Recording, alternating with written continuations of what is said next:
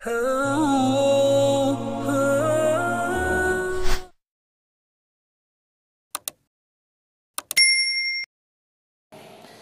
anhu ay an Abi Hurairah radhiyallahu anhu, hadis yang ke-7 268, anin Nabi sallallahu alaihi wasallam, dari baginda Nabi sallallahu alaihi wasallam.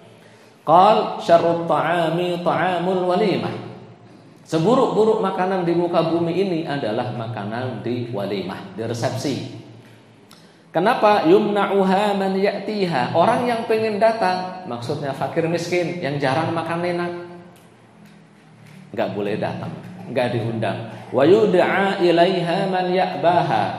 Justru orang yang sudah biasa makan enak, kalau bahasa Inggrisnya sudah belenger, sudah bosen, sudah waleh. Kalau bahasa Ustaz Abdul Malik, wis waleh makan enak, tiap hari ayam, tiap hari ikan, udah enggak doyan sebenarnya. Justru malah diminta datang. Yang miskin gak diundang, yang kaya justru diundang. Itu makanan paling buruk meskipun halal. Sabda baginda, wa man lam yujibid da'wata faqad 'asallaha wa rasulah. Siapapun yang tidak mau datang ketika diundang, maka telah bermaksiat pada Allah dan Rasulnya. Rawahu Muslim, hadis riwayat Imam Muslim. Wa fi riwayatin fi sahihaini an Abi Hurairah min qawlihi, dari riwayat lain di sahihain Bukhari Muslim, bi'sat ta'amu ta'amul walimah. Seburuk-buruk makanan adalah makanan walimah. Yud'a ilaihal aghniya'u wa yutrakul fuqara. Yang diundang orang-orang kaya saja, sedangkan fakir miskin, orang-orang fakir tidak pernah diundang. Walimah adalah tasyakuran kalau bahasa kita. Makanan yang dibuat untuk tasyakuran. Makanan sengaja dibuat untuk dimakan para tamu undangan. Itu walimah. Hukum mengadakan walimah sunnah. Walimah banyak jenisnya. Walimatul khitan, untuk khitanan. Walimatul urs, untuk nikahan. Atau walimah untuk tasyakuran bayi baru lahir 7 hari. Ada ya, dengan akikahan ya, biasanya akikahan. Walimah punya rumah baru, itu juga sunnah. Walimah anaknya baru selesai baca Quran 30 juz bin nazar, ada walimahnya. Atau walimah baru selesai hafalan Quran, setoran hafalan Quran, walimahan. Atau walimahan baru mendapat sanad Al-Quran, walimahan. Itu juga bagian dari walimah. Atau walimah secara umum ketika dapat nikmat sedekah, itu menolak bala. Orang-orang Jawa itu punya prinsip sering-sering banyak sedekah. Walimah acaranya apa? Wis pengen sedekah, pengen sedekahan. Itu boleh sedekah dengan niat nolak bala. Secara spesifik, walimah-walimah yang kita sebutkan tadi, pernikahan, khitanan, hukumnya sunnah. Rasulullah melihat Abdurrahman bin Auf baru menikah. Habis nikah, iya, Rasul menyabdakan aulim walau bisyadin. Buatlah walimah meskipun hanya dengan 1 ekor kambing. Bagi orang kaya 1 ekor kambing itu sedikit ya. Di Saudi Arabia lumrahnya walimah menggunakan hashi, unta muda. Unta itu dagingnya banyak. 1 unta itu kalau dibandingkan dengan sapi bisa ngalahkan 5 sapi. Kata teman-teman saya nggak tahu benar atau enggak. 1 unta itu bisa mengalahkan 5 sapi. Dagingnya itu benar-benar banyak kalau unta. Beda dengan sapi. Sapi itu cuma paling di paha ya, di paha aja. Tapi kalau di yang lainnya dikit ya. Kalau unta beda, dagingnya benar-benar banyak. Dan itu saya buktikan, memang enak sekali dagingnya dan banyak ya. Mencukupi 1 itu bisa berapa ratus, kata teman-teman saya. Orang kaya lumrahnya di Saudi pakai unta. Kambing itu kalau orang Saudi 1 kambing kadang dibagi 4. Ya. Nah, 1 kambing dibagi 4 itu lumrah, 1 kambing bagi 4. Ya potong 4 aja gitu. Itu kambing. Nanti kalau yang ngirit-ngiritan satu kambing bagi 8 itu ngirit. Ini kalau kita ini satu kambing 80 orang ya. Misalnya. Iya. Karena prinsipnya orang Arab itu prinsipnya ngasih makan harus sisa. Ngasih makan kok nggak ada sisa, ini berarti orangnya pelit. Ya bahasa orang sana seperti itu. Makanya tadi itu satu kambing bagi 4, ya ngirit-ngiritnya bagi 8. Jadi usahakan ada walimahnya. Walimah itu jangan berlebihan. Jangan berlebihan. Ada yang belum nikah, yang perempuan ada belum nikah?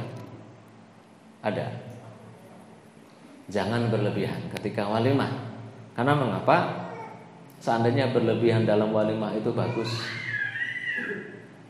Para sahabat dan Rasul selayaknya mengadakan walimah dengan pesta pora.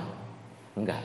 Toh sabda baginda Nabi sallallahu alaihi wasallam, walimah hari pertama itu sunnah, hak bener. Hari kedua itu udah kebiasaan, hari ketiga sudah riya dan sum'ah. Enggak boleh berlebihan. Jangan sampai berhari-hari gitu. Itu pasti ada tujuan pengen riya. Jadi jangan berlebihan. Berlebihan itu bagaimana? Kadang nyewa pelaminan sampai ratusan juta, pelaminannya saja. Iya apa enggak? Iya. Kadang nyewa gedung itu ratusan juta, betul? Nyewa gedung ratusan juta, giliran kita datang makanannya sedikit. Ya Allah. makanannya sedikit. Gedungnya kelihatan ratusan juta, makanannya sedikit. Kadang untuk hiburannya ratusan juta, gedungnya ratusan juta, kan gitu ya. Makanannya juga ratusan juta, mungkin bisa miliaran sekedar walimah.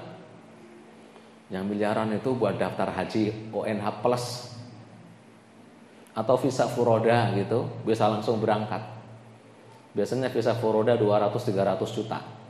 Biasanya kalau ada ya, tapi jangan gampang-gampang percaya ya. Visa furoda itu banyak maling semuanya, kebanyakan maling gitu. Kalau berani jamin nggak berangkat, uang kembali 100% di atas materai, di atas notaris, daftarlah silahkan. Meskipun 200-300 juta. Tapi kalau enggak, jangan. Meskipun ustadz yang sampean percayai, meskipun ustadz khozin, jangan percaya. Kalau enggak ada materai hitam di atas putih di depan notaris, enggak berangkat, uang kembali. Mending buat daftar haji kan. Pada ratusan juta hanya sekedar sehari 2 hari. Iya kan? Jangan berfoya-foya. Innal mubadzirina kanu ikhwanas syayatin. Walimah ratusan juta. Mending walimah sederhana yang ratusan juta buat modal. Buat modal buka Indomaret atau Alfamart atau apa yang Maret yang lain, silakan franchise. Setelah nikah nyantai, udah ada penghasilan daripada habis sehari 2 hari. Iya apa enggak? Iya. Jadi kita berpikir logis. Setelah nikah itu masih ada ayyam, syuhur. Masih ada banyak tahun. Ngapain dihabis-habisin untuk 1-2 hari? Itu yang pertama. Jangan bermegah-megahan ngelewati batas. Yang kedua, jangan sampai ngundang maksiat. Walimah itu niatnya kita ngumpulkan masyarakat, minta doa. Doanya didoakan barakallahu laka wa baraka alaika wa jama'a bainakuma fi khair.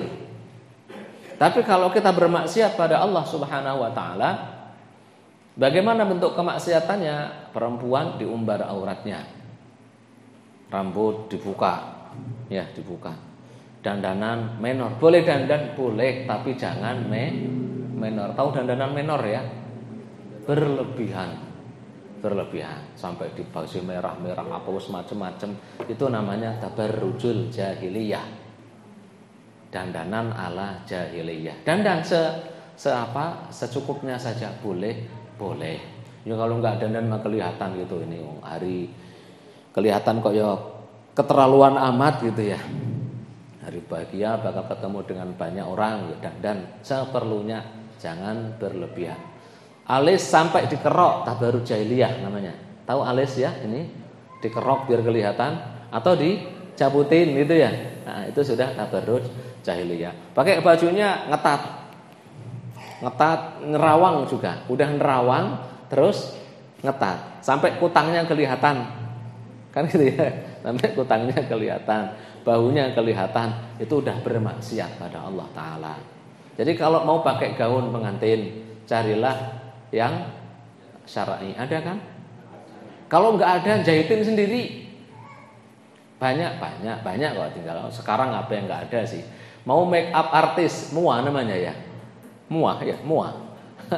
Mau nyewa mua yang tahu syar'i seperti apa. Jadi tidak berlebihan. Make up itu kan ada yang over, ada yang natural. Jadi nanti di make up secara natural. Yang penting dipoto tetap bagus, nggak berlebihan. Caranya seperti itu, jangan bermaksiat. Terus kemudian kalau bisa, oke, tempat kalau bisa tempat makan ada 2. Kalau bisa laki-laki perempuan gitu. Syukur-syukur dikasih tempat duduk. Kan orang-orang itu kan kelihatannya nyewa gedung mewah-mewah, tempat makannya berdiri. Ya Allah ya Rabb. Boleh nggak makan berdiri? Nggak boleh, makruhan, dilarang. Makan sambil berdiri, makan minum sambil berdiri itu tidak. Ya, usahakan ada tempat duduknya. Syukur-syukur tempat duduk bagi family yang bawa keluarga kan gitu. Tempat duduk bagi yang single laki-laki, perempuan. Itu bagus itu, syar'i, bener-bener syar'i. Oke, laki-laki perempuan didudukin bareng nggak masalah pengantinnya, wong sudah halal toh, sudah halal. Tapi laki-laki jangan nyalamin pengantin perempuan. Gini saja, selamat mbaknya, semoga berkah, doain. Kalau dengan laki-lakinya salaman sesama laki-laki. Perempuannya jangan nyalamin laki-laki. Mudeng nggak? Mudeng ya? Nah, boleh di pelaminan, boleh, tidak masalah, silakan, nggak masalah seperti itu.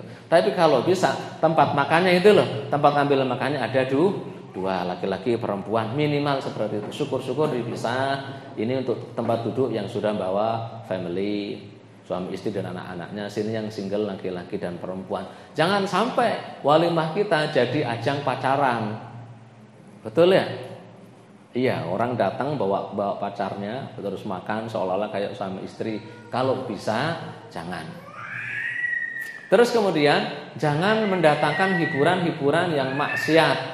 Ini kalau Syafi'iyah itu kaku dalam masalah musik itu, kakunya masih dalam standar yang wajar gitu. Karena tidak semua alat musik haram menurut Syafi'iyah. Yang halal itu rebana, tahu rebana ya? Marawis gitu. Rebana, marawis itu masih halal menurut ulama Syafi'iyah. Sebab baginda Nabi sallallahu alaihi wasallam bersabda, "Faslu ma bainal halali wal harami tuf." Atau kama qala Nabi. Yang membedakan antara halal haram itu adalah duf, rebana. Jadi zaman dulu memang kalau ada nikahan ada pemukulan rebana, ada yang nyanyi gitu. Nyanyi perempuan nggak masalah selama nggak lenggat-lenggot. Ada perempuan nyanyi di depan Nabi boleh sama Nabi. Ini hadisnya sahih. Ya Rasulullah, saya bernazar kalau engkau pulang saya mau mukul rebana dan nyanyi di depanmu. Kata Rasulullah, kalau nazar laksanakan. Itu laksanain yang nyanyi perempuan. Ya cuma yang nggak lenggat-lenggot, nggak tabarujul jahiliyah gitu. Paham ya? Nah, seperti itu. Boleh. Oke. Cuma kan saya tuh pernah sama bapak mertua sama ibu mertua diajak ke satu walimah. Hiburannya bener marawis. Tapi marawisnya mau disawer. Nah giliran disawer, jangan nyawer itu kayak keplek, minta lagu alamat palsu. Lah marawis kok nyanyi alamat palsu. Lah ya. Kan negara disawer 100 atau 50 ribu gitu ya mas, tabuin.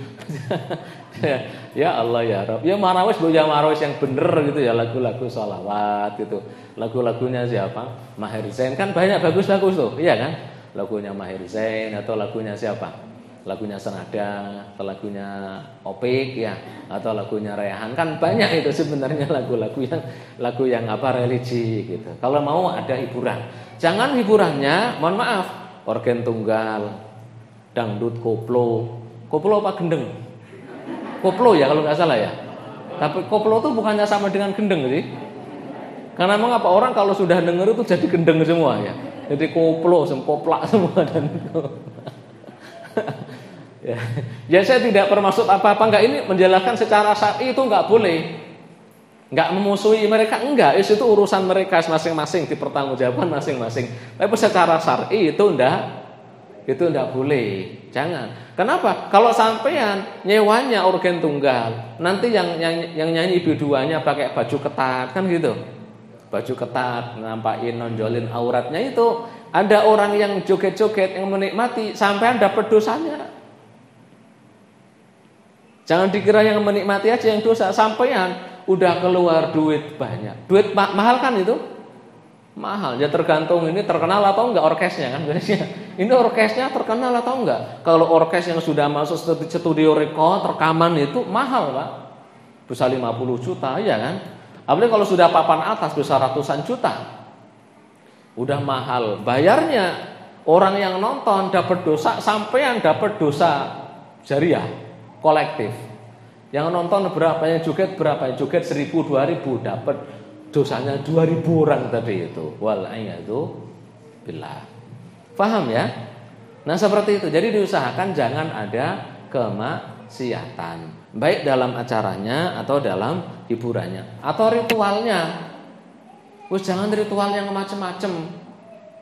Walimah, ya kalau cuma datang ke Pak Abdul Latif karena Pak Abdul Latif orang soleh gitu, Pak Yai kan gitu, Pak Yai atau Bib Abdul Latif, tolong doain semoga nggak hujan. Enggak masalah. Doa cuma Pak Abdul Latif doa. Namanya doa kadang mustajabah, kadang iya apa enggak? Iya. Tapi kalau datang ke, mohon maaf, ke dukun, iya, ke dukun paranormal, bawa acara yang macam-macam, ya udah ambil ayamnya dia dicabutin bulunya, digundulin. Kadang ayamnya digundulin gitu ya, digundulin, diikat di pohon ini, dikasih makan beras kuning, kasih kembang 7 warna, ada kemenyan, terus ambil sempak, tahu sempak? Celana dalam. Celana dalam yang punya hajat dilemparin ke genteng. Terus enggak ada itu. Ya. Terus enggak ada. Nah, kalau mau doa datang ke kiai, datang ke Pak Kiai, ke Pak Ustaz, tolong doain, minta doa sama minta enggak hujan sama Allah. Kan doa boleh toh? Boleh kan? Iya, nanti Pak Abdul Latifnya doa, ya Allah, ini si Pak Teguh atau Pak Ngadimin mau walimahan ya Allah, moga hujannya besok aja ya Allah gitu. Lah giliran Pak Muhyiddin atau Pak Sirajuddin petani, udah lama enggak turun hujan, doa ya Allah semoga hujan. Ya Allah semoga hujan. Enggak peduli Pak Ngadimin punya hajat, ya Allah padi sudah mau mati, tinggal kuat-kuatan doa siapa ini kan gitu. Doanya Pak Abdul Latif atau doanya Pak Muhyiddin atau Pak Sirajuddin. Kalau hujan berarti yang lebih kuat doanya para petani.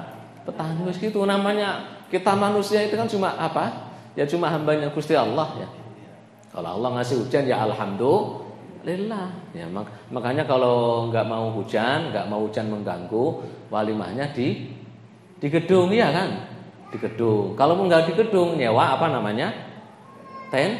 Tenda. Loh sekarang tuh nyalah loh. Nyalah. Walimah itu walimah kebun katanya. Jadi enggak ada itu Bu, Pak, enggak ada apanya? Enggak ada tendanya, enggak apa, sengaja di kebun dirias buat pesta. Lagi itu giliran hujan disalahin hujannya. Yang disalahin sampean. Memang namanya negeri gampang hujan kok, ya enggak mau ada hujan. Paham ya? Jadi secara akidah kita pengennya kan dapat berkah tuh walimah. Secara akidah dijaga, iya kan? Secara ibadah juga dijaga, halal haramnya diperhatikan. Paham ya? Adab selanjutnya ini hadisnya, semuanya diundang. Jangan hanya ngundang orang kaya, yang miskin juga diundang. Ya, di kampung kami sih yang diundang itu orang yang nggak kenal saja. Kalau satu kampung sih secara akadnya, secara adatnya nggak perlu diundang pasti datang. Kalau di Bekasi ternyata beda. Kalau di Bekasi itu harus diundang meskipun tetangga samping, betul ya? Iya, karena saya juga sama tetangga samping itu diundang. Ya saya baru tahu, oh ternyata di sini seperti ini, gitu ya. Setiap bangsa punya budaya masing-masing. Kita hormatilah budaya-budaya tersebut selama tidak bertentangan dengan syariat. Jadi ngundang semuanya, diundang semuanya. Ngundang orang untuk minta doa, bukan minta amplop berisi duit 50.000, 100.000, 200.000. Itu sudah salah ya. Walimah itu ngundang orang sudah mau datang, itu sudah alhamdulillah, dia sudah menyempatkan waktunya. Jadi orang datang ke walimah itu tidak ada sebenarnya kok harus nyumbang, itu tidak ada. Itu kebiasaan masyarakat saja. Dan sayangnya kok kebiasaan ini banyak tidak baiknya Pak Bu. Boleh kita nyumbang, boleh, namanya ngasih hadiah, iya apa enggak? Boleh kan? Boleh. Bahkan kalau di kitab Fathul Mu'in itu juga dibayar, tergantung masyarakat sekitar lah kebiasaannya bagaimana. Kalau emang yang biasanya kan naruh kotak ya, naruh kotak dimasukin itu, ya itu sebenarnya bukan pinjaman. Kan nggak ada akad pinjem kan? Nggak ada kan? Nggak ada. Ketika sampean datang itu nggak minjemin, itu namanya nyumbang. Tahu nggak namanya nyumbang, Pak? Tahu sumbangan tuh tahu kan ya? Namanya sumbangan. Kalau balik ya alhamdulillah, nggak balik juga alhamdulillah. Yang terjadi kan enggak. Si fulan ada temannya punya hajat, nyumbang. Dia nulis saya nyumbang ke sono 300.000. Giliran dia punya hajat yang dulu 300.000 kembali 200.000, marah enggak? Marah enggak? Itu orang gimana sih? Wong saya nyumbang 300.000, kenapa balik 200? Lah itu yang saya bilang niatnya sudah salah. Wong namanya nyumbang kok mau balik. Nah kalau mau balik namanya ngutang. Bilang ketika ngasih amplop ditulisin dari Pak siapa? Pak Haji Ahmadi PTI Jalan Puyuh apa nomor sekian, hutang ya, bukan sumbangan, ngutangi gitu. Iya disebut sini ngutangi. Paham ya? Iya, tapi kalau cuma ditulis Haji Ahmadi apa cuma biar tahu saya sudah datang kan kadang gitu. Orang nulis itu kadang biar tahu bahwa saya sudah datang ya. Ya wes. Padahal kan datang atau enggak sudah ada buku tamu sebenarnya ya. Sudah ada buku tamu gitu. Ya wes kadang. Ya kalau sudah niatnya nyumbang mau balik ya alhamdulillah, enggak juga enggak masalah. Jangan ketika punya hajatan dulu kita datang dia kok enggak datang, didatangi. Aku dulu nyumbang loh. Kok kamu sekarang enggak datang, itu gimana? Mana duitku yang dulu? Nah itu sudah salah. Paham ya? Paham sampai sini? Nah, jadi jangan berbisnis dengan walimah. Berbisnisnya bagaimana? Sengaja nyewa gedungnya mana? Ya di sini kan banyak di Mustikasari itu ada gedung kan ya? Ya ada. Di Depsos ada gedung, ada. Terus di Asrama Haji ada gedung, ada kan? Ada banyak gedung-gedungnya kan gitu. Nyewanya berapa? 50 juta. Terus makannya 100 juta. Nah, biar balik gimana? Nyewa tamu undangannya berapa? 1.000 atau 2.000. Orang kalau di gedung minimal ngasih berapa? Bu? 100 ya? 100. Kan kalau 100 kali 2.000 berapa berarti? 200 juta. Betul atau enggak? Betul enggak? 200 juta. Balik enggak dihitung? Itunya sewanya 50 kan gitu. Terus makannya sampai 70. Terus hiburannya sekian puluh, balik modal ini enggak apa-apa. Itu bisnis namanya. Enggak niat sedekah, enggak niat walimah. Walimah itu niat kita sedekah biar dapat berkah. Model enggak di sini? Kalau sampai ada maksiatnya, kalau sampai kita diundang biar dapat amplopnya, maka hukum mendatangi walimah yang asalnya wajib bisa jadi haram kalau ada maksiatnya. Kalau ngarepin amplop tidak wajib lagi. Kalau saya diundang kok saya tahu niatnya itu ngarepin amplop saya nggak wajib datang menurut kesepakatan ulama Syafi'iyah. Kalau di situ ada maksiatnya, maka haram untuk datang menurut seluruh ulama. Lah terus gimana ini Pak Ustadz? Di situ ada dangdutannya, dangdut koplo tadi itu. Kita diundang, tapi teman kita kalau nggak datang takut berantem, datang kok ya ada maksiat, usahakan datang pas acaranya istirahat. Kapan? Menjelang maghrib. Itu saya praktekkan dengan Pak Abdul Latif. Diundang ke walimah jauh sono di Cariu, diundang. Berapa hari Pak Abdul Latif? 3 hari ya. Setiap hari ada hiburannya macam-macam. Pas kami datang itu pas ada urgentungannya. Ya tapi alhamdulillah kita berangkat sini siang sampai sana perkiraan setelah asar lah kan. Bener. Sampai sono menjelang maghrib alhamdulillah. Setelah itu kita bertahu masih ada dangdut koplonya masih ada. Tapi jarak beberapa menit sudah kita istirahat dulu, kita mulai lagi nanti malam setelah Isya. Nah, alhamdulillah. Caranya gitu. Atau kalaupun terpaksa datang, ini kan irtikabu akhafud dararain. Memutuskan silaturahim haram kan? Menikmati dangdut koplo haram atau enggak? Haram. Tapi kalau haram lebih haram yang mana ini? Mutusin silaturahim. Datang ya datang, tapi jangan nyumbang lagu. Kan kadang tuan rumahnya itu ya koplak juga, sama-sama koplak itu tuan rumahnya. Udah tahu yang datang Ustadz Abdul Malik, udah disebut Ustadz Abdul Malik itu. Jadi giliran datang itunya bilang kepada moderatornya yang tuan rumahnya, tolong moderator Ustadz Abdul Malik suruh nyumbang lagu. Itu kan ya nyalah itu. Yang terhormat kepada Pak Ustadz Abdul Malik, silakan nyumbang lagu, ditunggu di panggung. Ayo, gondola ya bingung mau nyanyi lagu apa Ustadz Abdul Malik ini kan.